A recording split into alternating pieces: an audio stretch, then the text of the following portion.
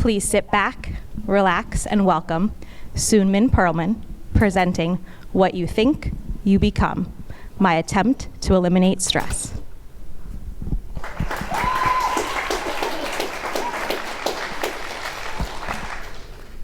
It is the night before the math test. You open the study guide. You have no idea how to solve any of the problems. You panic and envision your parents scolding you after your grade in Genesis drops from an A to a D. You can't stop worrying about failing. You call your closest friends for advice on how to chill out. Friend 1 recommends that you play your favorite sport and get exercise. Friend 2 recommends that the best way to get rid of your stress is to eat your favorite food and watch TV. Which friend recommended the best advice? Which technique will eliminate your stress? And what if going on a walk and eating ice cream doesn't work? After interviewing a therapist, maintaining a stress-free routine that turned out to be anything but stress-free, and ultimately stumbling on an unlikely path, I came to the conclusion that eliminating stress is dependent on my perspective. No strategy from any article or tip from any peer will effectively eliminate stress. Overcoming stress is dependent on your perception of yourself within the world. I started my journey by reaching out to a therapist, Dr. Willis, who works here in downtown Summit. I had prepared a list of questions to ask her about stress, which is something that I struggle with on a daily basis. I found out that in order to get rid of stress, I needed to understand what causes it. Dr. Willis explained to me that some psychologists perceive stress as the process in which we perceive and respond to certain events, or stressors that we view as challenging or threatening. It is more a reaction. Identifying and accepting the change in our lives will help reduce stress, since change prompts stress. Dr. Willis also told me about various types of therapies, such as aromatherapy, and other methods to get rid of stress. She also mentioned creating a routine, and told me that a beneficial routine consists of a healthy diet, exercise, sleeping the right amount each night, and maintaining good hygiene. A couple weeks later, I'd started and created the routine. I woke up at 6:30, ate breakfast 20 minutes later, ate a salad for lunch at 11:35, and dinner at 6:30. Every night, without fail, I made sure I was in bed by 9. I also made sure to exercise every day. On the first day for lunch, I bought a salad and I stared at it for a while. I debated how much dressing to put on it. If I put too little dressing, then the salad would taste like the salads my dad forces me to eat for dinner. But if I put too much dressing, then I would just be eating a bowl of dressing and not salad, which would defeat the whole purpose of eating healthy. Before I knew it, I started to stress over the very routine that was designed to get rid of my stress. I also continued to doubt myself over eating the right foods. Imagine second-guessing yourself over eating an apple and wondering if it was the right size, right texture, and right time to eat this apple. That was how I felt over every aspect of my routine. Towards the end of the 2 weeks, I wasn't sure if I got rid of some stress or increased my stress levels. Dr. Willis had also recommended aromatherapy. She specifically mentioned that the scent of peppermint can impact mood, which can help with motivation. Considering this, I used peppermint essential oil while practicing something that I'm supposed to do every day but refuse to do, learning Hebrew. The smoke from the diffuser quickly spread across my room, making my room smell like peppermint and my glasses blurry. Other than the smell and the fog, nothing really happened. I was getting frustrated. I wondered if the whole essential oil thing was just a gimmick. But if aromatherapy has no benefits, then why would a licensed therapist recommend it? According to Scientific American, the other possible benefits of essential oils are still inconclusive. If there is no definite science behind aromatherapy, then why does it help relieve stress for some? But it didn't work for me?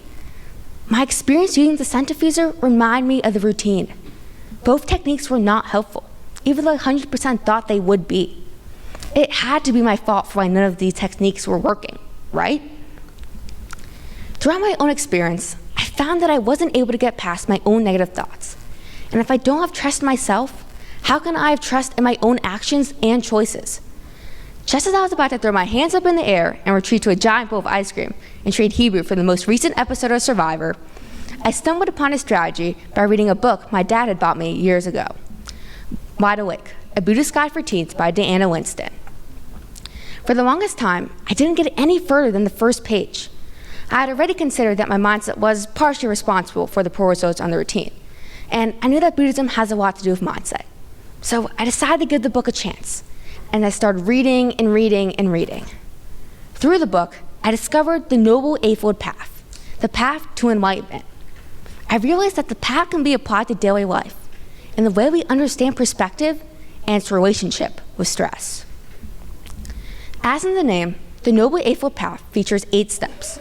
The first step, right view, immediately stood out to me. Right view, or right understanding, is where one comes to understand and face reality without any misconceptions about the world, themselves, and their relationships with others. If I had known of right view before starting my routine, I wouldn't have gave in to the negative thoughts, which led to failure. Similarly, the 6th step, right effort, emphasizes the importance of maintaining a positive state of mind. My negative mindset led me to doubt myself throughout the routine. If I were to use the teachings of right effort, I would have been more aware of my negative thoughts and would have tried to get rid of them to keep a positive perspective. Lastly, I followed the 8th step, right concentration, which is where one is supposed to meditate. I meditated for 5 to 10 minutes every morning and night and to see if there were any improvements to my mindset. While I meditated for 5 to 10 minutes, I realized that oftentimes I get in my own way and get to myself with doubt. In order for me to see through a positive lens, I must face my own feelings. And sometimes it feels like the only purpose of my feelings is to discourage me. During my routine, I gave in to the negative thoughts, which led me from reaching the full potential of the routine I had created. The routine gave me an opportunity to get rid of my stress. But because of my mindset, I wasn't able to benefit from any of the useful aspects. Meditation allowed me to see that I feed my own feelings and make them more real and forceful. After loosely applying the Noble Eightfold Path to my response to stress, I understand that minimizing my stress is possible through keeping a healthy and positive mindset. The Noble Eightfold Path and meditation revealed that overcoming stress does not depend on a thing to do, or buy, or eat, or not buy, or not do. The routine I had created was a futile attempt to incorporate all the useful habits that are helpful to getting rid of stress. So ultimately, it was useless, since I had no faith in myself. Meditation allowed me to wait out the negativity, to let it pass, to understand that I create the very negativity that holds me back. The aromatherapy experiment was a way to check the box of incorporating a stress tool. I had no confidence or patience within myself, and instead of asking myself why, I was looking for something outside of myself to bring relief. I was grasping for a solution, for some quick fix that would make me feel better. However, when I found the Noble Eightfold Path and used it to help me get rid of stress, I realized that my desire to find a solution outside of myself was related to my own self-doubt. Now that I've learned that I'm the creator of my own stress, and now that I've learned how to patiently let it pass, I'm finally ready to return to Dr. Lewis's office with clear-sighted attention. I'm ready to start over. And maybe this time, because I'm not so desperately and stressfully looking for a way out of myself, I will actually be able to apply some of her suggestions in a way that will allow me to be stress-free, or at least minimize my stress. To everyone here, please consider taking a moment to stop grasping for solutions. Reflect on your own outlook and attitude. After all, when it comes to stress and really any other challenge one might face, perspective is key. Thank you.